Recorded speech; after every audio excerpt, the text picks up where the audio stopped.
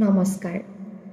ৰূপকোঁৱৰ জ্যোতিপ্ৰসাদ আগৰৱালাদেৱৰ ৭১ বছৰীয়া মৃত্যু তিথিত তেখেতক শ্ৰদ্ধাৰে সুঁৱৰি তেওঁৰ দ্বাৰা ৰচিত এটি কবিতা আবৃত্তি কৰিবলৈ লৈছোঁ।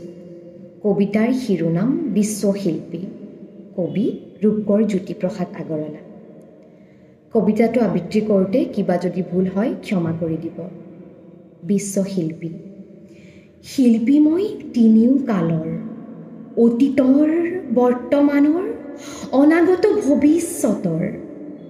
আদিতেই যাত্ৰা কৰি অনাদিলে যাওঁ, ধ্বংসৰ মাজেদি মই ৰূপান্তৰেদি ৰূপ পাই নৱতম সৃষ্টিৰ শলিতা জ্বলাওঁ। জনতাৰ হৃদয়ত মোৰ সোণোৱালী দেশ, মই পিন্ধো বিশ্ববেশ, নতুন দৃষ্টিৰে চাওঁ সৃষ্টিৰ অনিমেষ। নানা ভাষা, নানা আশা, নানা জাতিৰ বৰ্ণ জিনি মই শুনো ৰিণি ৰিণি বিশ্ব জনতাৰ এক অপূৰ্ব সংগীত।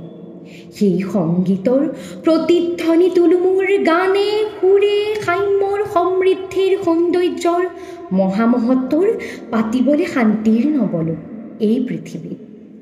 ধন্যবাদ।